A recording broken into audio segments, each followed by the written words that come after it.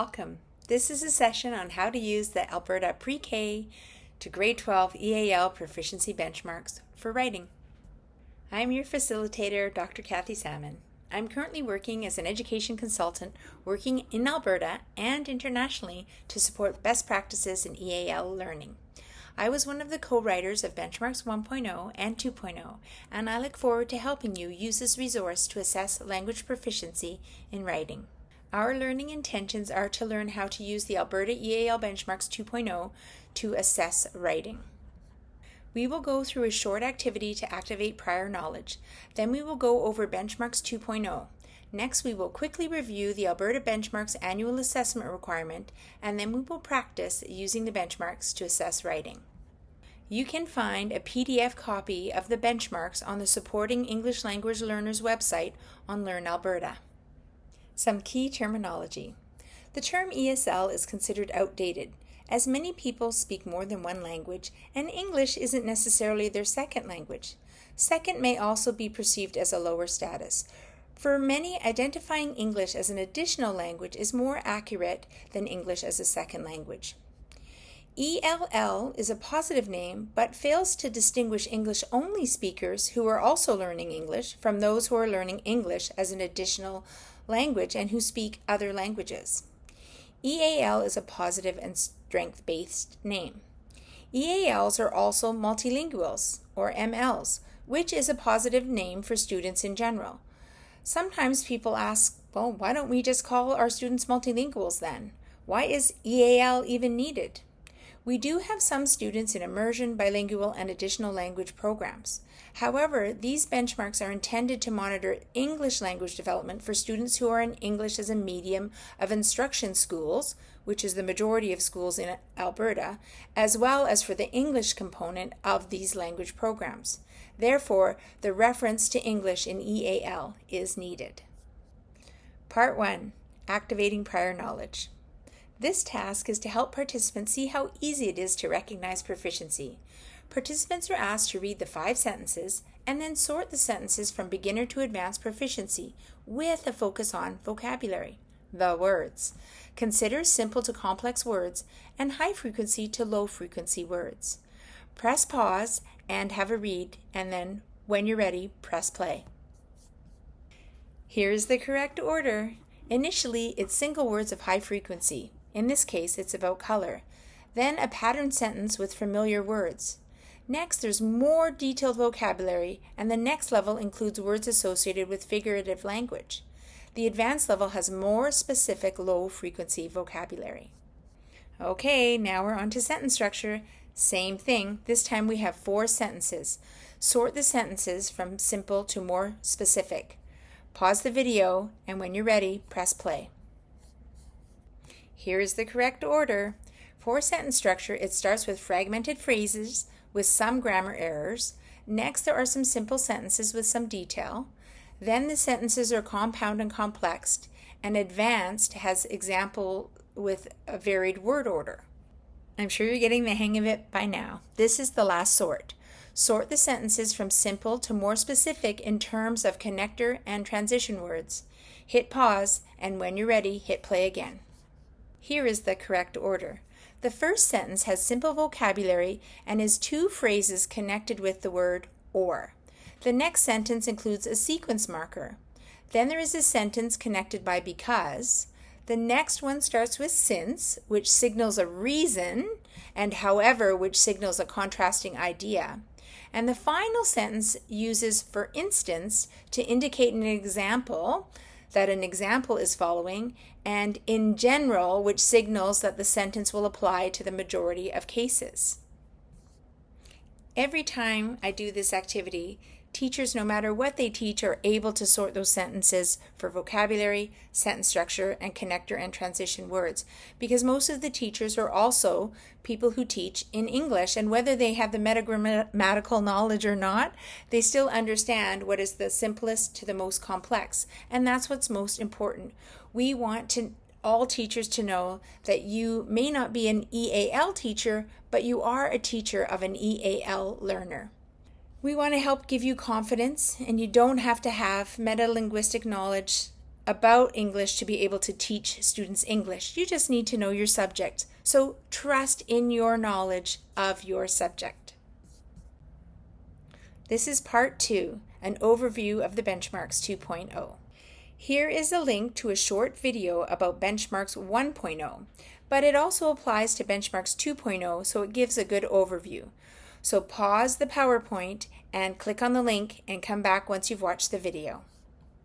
The benchmarks will support teachers to monitor and report language proficiency progress and plan for explicit language instruction. It can also be used to communicate with students and parents to support their understanding of language proficiency. Who can use the benchmarks? All teachers can, but many teachers feel that they are not EAL teachers. This is reasonable, as they have been trained to teach a particular division or subject.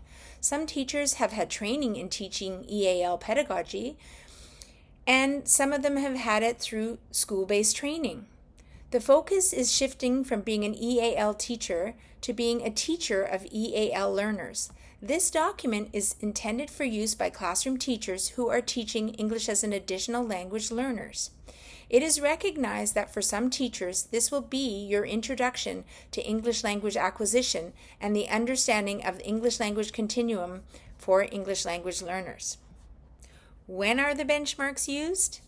Well, many jurisdictions use the benchmarks up to 3 times a year. They will use the benchmarks for the initial assessment at the beginning of the year to determine students' baseline proficiency level.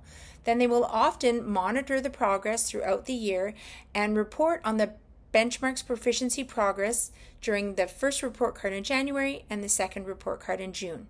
But it is up to each school jurisdiction to determine when they will use the benchmarks and how they will document the students' language growth. The Supporting English Language Learners website has supports for using the benchmarks, including sample videos about assessing speaking, reading, and listening, and it also has some writing samples. Benchmarks 2.0 has 4 components. The orange section is the competencies for annual assessment and monitoring. The green section is the examples for those competencies. The yellow sections are the additional supporting benchmarks, some from Benchmarks 1.0 and some new ones. The blue section can also help to understand the orange benchmark competencies by providing examples of vocabulary, sentence structure, and connector words. This summary page can be used by teachers to communicate with other teachers, as well as to students and their parents and guardians. Sometimes this summary page is accompanying the report card so that parents understand the language proficiency levels. For Benchmarks 2.0, the 3 competencies, vocabulary, sentence structure, connector and transition words, can be assessed in listening, speaking, reading, and writing. And the best thing is, it's all on one page. This is a sample of a paper tracking sheet to record the annual progress a student makes. Many schools use digital forms. This is the second page of the tracking sheet. The date is recorded when the student achieves a proficiency level in vocabulary, sentence structure, or connector and transition words for each of the 4 strands: listening, speaking, reading, and writing. The green section has 12 pages of examples for each of the 3 competencies in the 4 strands. The blue section has examples of vocabulary, sentence structure, and connector and transition words. This section can help teachers understand these linguistic elements better. The yellow section has additional competencies that can be used to understand the characteristics of EAL learners at each proficiency level, as well as suggestions for support. Some of these competencies were also in Benchmarks 1.0. Part 3. Alberta Education Annual Assessment Requirements. The benchmarks can be used as the annual assessment to validate EAL funding codes for 301 foreign-born or 303 Canadian-born. A completed benchmarks tracking sheet and an annotated student writing sample can be used as the evidence for the code. The next section will cover how to complete the benchmarks tracking sheet and how to annotate a writing sample. You can also consult the current year's funding manual and Guide to Education for more details. The Guide to Education works in tandem with the funding manual. The Guide to Education stipulates that children and students who are learning English as an additional language, that they shall receive appropriate English language instruction and programming that meets the students' diverse learning needs and helps the students to develop English language proficiency.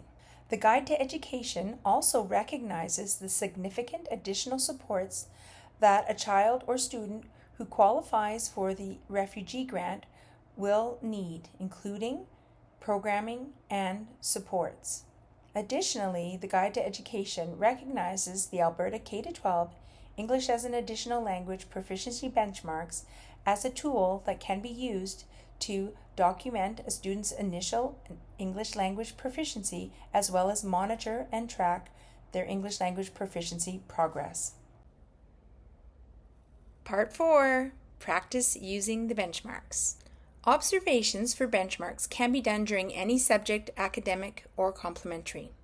To begin, teachers need to become familiar with the orange section that has the 3 competencies: vocabulary, sentence structure, and connector and transition words. By now, these will be sounding familiar. Next, teachers observe the student in any subject. They can interact with students to support them in assessing the language that the student can understand and use related to the content and concepts related to that subject. Additionally, teachers can use any documents that the student has written to assess the writing. The Supporting English Language Learners website has some annotated writing samples that teachers can use to help them in assessing language proficiency in writing. This resource is calibrated to Benchmarks 1.0. However, it can still be used to support teachers with annotated writing samples. Teachers can pick a grade and proficiency level and then select vocabulary, syntax, which is now sentence structure, and discourse, which is now connector and transition words, and then the text will be highlighted. This is a screenshot of the text being highlighted. The numbers on the samples will be calibrated to Benchmarks 1.0, so teachers will need to use Benchmarks 2.0 criteria to determine the proficiency level. This is helpful to do because it shows the process that the teachers will engage in to submit their own annotated writing samples for their annual assessment verification. This is the tracking sheet, and we will be demonstrating how to use it to assess language proficiency in writing. For this activity, it is a really good idea to have a copy of the Benchmarks 2.0 open on another screen or have a hard copy to reference, as the font is small in this PowerPoint. Now it's time to practice. This is a sample from a grade 7 student who is assessed at Benchmarks Level 3 on Benchmarks 1.0. This will help us because we can expect that this student will be an intermediate. Step 1 is to read the passage and identify key vocabulary. So you can pause the video and read and press play when you're ready to go. Here is the passage with the most salient vocabulary highlighted. Next, we are going to look at the indicators for vocabulary and see what level the student is. Here is the vocabulary clustered to help us identify the proficiency level. We've got bicycle, traffic, earth, house, walk, car, somewhere, taxi, way, bags, and bottles. That's all the kind of utility vocabulary. Then we have subject-specific vocabulary like global warning, serious threat, citizen, today's world, reasons, and more vocabulary that you might find across subject areas like reduce, reuse, recycle, dangerous, consumerism, eco-friendly.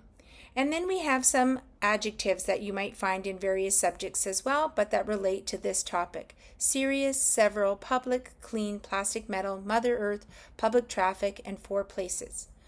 So when we're looking at the vocabulary, you want to now read each of the criteria. You can also refer to that green sample page. Make sure you turn it to the writing page and find the one that says vocabulary to look at the examples. Then the blue chart with vocabulary words is also very helpful. Step 3 is to determine the proficiency level. For this one, Benchmark 3 level vocabulary is most consistently represented. The indicator says that they would use some low-frequency words, including subject-specific words, descriptive words, instructional words, and words with multiple meanings. And that is exactly what we see. You may note that students may use vocabulary from a few levels. When deciding which level they're at, this is the professional discretion part. Just like with any rubrics or assessment, select the level where the student has demonstrated the most consistency. And for this student, the vocabulary is most consistently the same as the criteria for benchmark level 3. Now we're going to move on to the sentence structure competency. Using the same writing sample that we're familiar with, we will now do the same thing for sentence structures. Read through the text again and underline the different types of sentences. We might see simple, compound, complex, or varying sentence structure. You can also look at the green example pages and the blue section that demonstrates different sentence types. Once again, pause the video, look for the sentence structures, underline them, and then press play once you're ready to go again. Here are some sentence types underlined. You can see that there are mostly simple, detailed, and compound sentences, and a few complex sentences. In identifying the benchmarks level, it's between benchmark 3 and benchmark 4. Benchmark 3 says they use a variety of simple and familiar compound sentence types in written paragraphs. And benchmark 4 is that they use a variety of compound sentence types and or sequence written paragraphs. While this is a sequence of paragraphs, the length and the structure of the paragraph with topic sentence, supporting detail, and concluding sentence is still underdeveloped for this writer. Additionally, there are some tense and agreement errors which indicate that the student is still developing their accuracy with writing sentences. So when unsure of which level, use your professional judgment. I find that's best to go with the level that you are confident that the student has demonstrated versus partially demonstrated. And in this case, the criteria for level 3, the student is for sure achieving. We're moving on to the last competency, connector and transition words. Read the text again and star the connector and transition words. Use the green example sheets for writing and the connector and transition word examples. You can also use the blue section to help identify some of the words. The blue section for connector and transition words is 2 pages and it has over 250 examples of connector and transition words.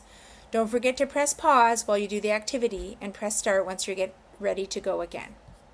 Here are some of the transition words highlighted in order to, first, or, for example, but, and, second, finally, and now. Often the proficiency for connector and transition words is lower than the vocabulary and sentence structure proficiency level. As evident from the populated examples from the blue sheet, most of those connector and transition words are at the higher proficiency level. For this sample, the student is assessed at level 2 for connector and transition words. Now time to sum it all up. With the vocabulary at level 3, sentence structure at level 3, and connector and transition words at level 2, teachers need to determine the overall benchmark level for writing. Teachers can sometimes worry about what number to write as a summative score when students have different benchmarks levels for the 3 competencies, just like our example. Again, use your professional judgment to determine what proficiency level best represents the student's writing. And in this case, the student's number would be a 3, as benchmark level 3 best represents the student's overall level of proficiency in writing. Next, teachers can date the tracking sheet for the proficiency level for each competency. It is important to date rather than highlight the competency, as EAL learners are monitored over time, and how long learners are at each proficiency level matters to ensure that the programming is effective. Here is a sample of the tracking sheet for the example that we just assessed. You will note that under the W in vocabulary, we have dated benchmark level 3. We have also dated for writing for sentence structure benchmark level 3. And for connector and transition words for writing, we have dated benchmark 2. This is what you would do with the manual tracking sheet. If you are using a digital system, make sure that your system is set up so that you can maintain the original date in the tracking system. If you require that the date be verified annually, ensure that the original date is not typed over. It's important to know the level the student is at each year, but it's even more important to know how long the student has been at that level. This helps to focusing to focus in on the programming if the student is not progressing. So how you manage and how you date your digital or paper systems is really, really important, and it's really important to keep that original date. Summary notes can be included on the other side of the tracking sheet. If you're using a digital form, please ensure that there is a place for teachers to make comments or add a note. Here is an example of a comment related to the benchmark proficiency level 3 for the student we just assessed. Sujal is able to write using familiar content vocabulary with some detail in compound sentences. He can add more specific words and detail. He can experiment with more complex sentence structures. Now it's time to practice assessing writing samples of the students you teach. To start, pick one student, then annotate the sample, then look at the benchmarks and determine the proficiency level. Date the tracking sheet for each of the 3 competencies. Then summarize the competencies to one proficiency level for writing.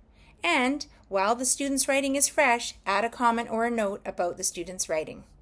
Thank you for engaging in this professional learning session about benchmarking writing. Benchmarks 2.0 can assist to assess EAL's proficiency upon intake, determine appropriate programming, identify language considerations alongside content instruction, monitor and report on language proficiency growth during the school year, and it also helps to consider additional supports and programming as needed when growth stagnates. For general questions about the benchmarks and their use, you can contact Alberta Education. There are EAL consultants who are there to help you, and their contact information is there on this page. And if your school jurisdiction needs additional supports via a consultant, you can reach out to me via phone or email. Thank you very, very much, and happy benchmarking!